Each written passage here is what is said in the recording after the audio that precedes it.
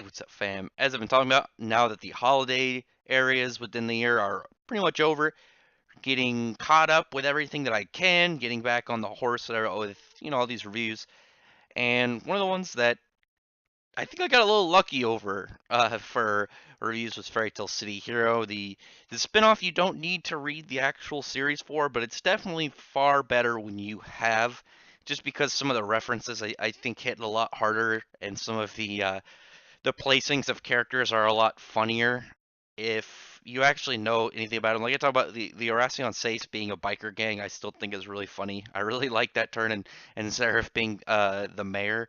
But getting to this, as 7, 8, and 9, like I said, we're lucky for me because it was a three-parter, and it looks like 10 and 11 and probably 12 will also be a three-parter. So I'm gonna do those ones probably in a group as well, and then just get once 12 comes out, just go back to doing them regularly, one out of one, instead of just doing bundles like this. But talking about the chapter itself, 7, 8, and 9, it was actually more interesting because it didn't focus on an individual thing. It kind of set up something that they could expand upon later, and I really liked the dynamic of it because it keeps that same kind of feel between Urza and Jalal, but at the same time you're getting it from a slightly different view, which I really enjoyed.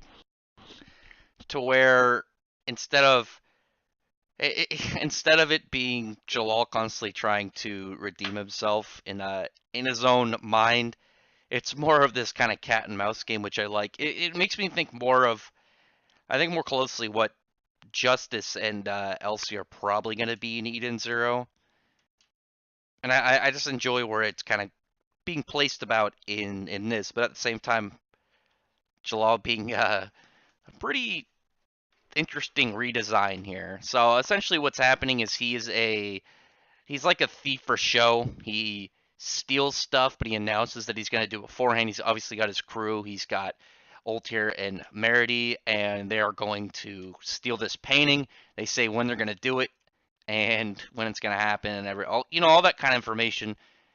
And they're pretty much going to try and stop him. Meanwhile, they don't realize that the like the cafe that they were going to, literally called Crime Sorcery, is pretty much where all of them are basing out of, and they just don't know that they're being served by the people they're trying to catch. I like that kind of classic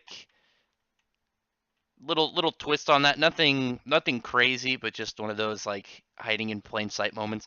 Meanwhile, the director of the museum is Everlou, who when they see all of his artwork, it's all kind of goofy, just like how he has a weird taste in girls. Like you see the actually a nice Rave Master reference. There's a statue of he's a sunflower guy with like a face and goofy face.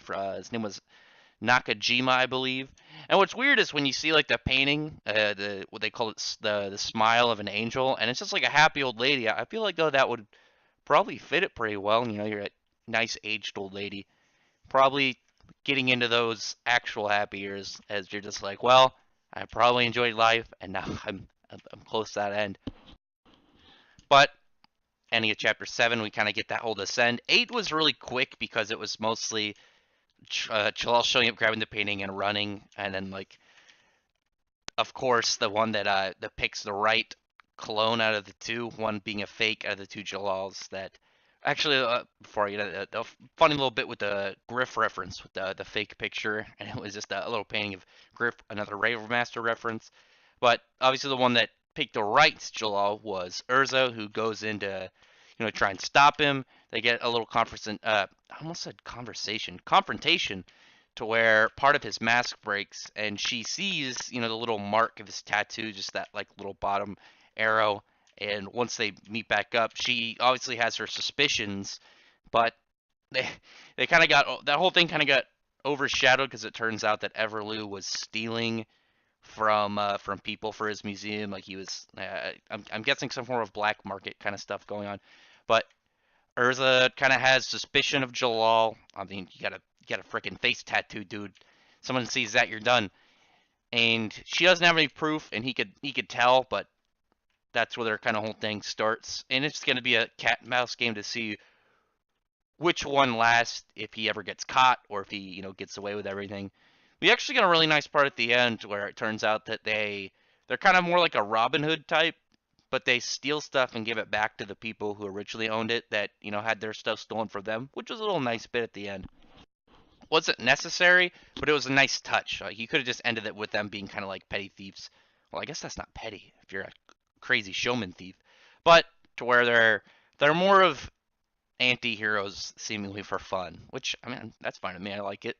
So it's a nice little spin-off as I've talked about. You can read them all and have a nice casual time. Get the references, get some nice nostalgia bits as well, but also maybe see a little bit of different takes on characters like the relationship between Urza and Jalal, which is nice here from the much more dramatic version in the main series that anyone who's read the series understands. With Jalal's whole like I need to redeem myself bit, and Urza's just like please, just get over it, come to me.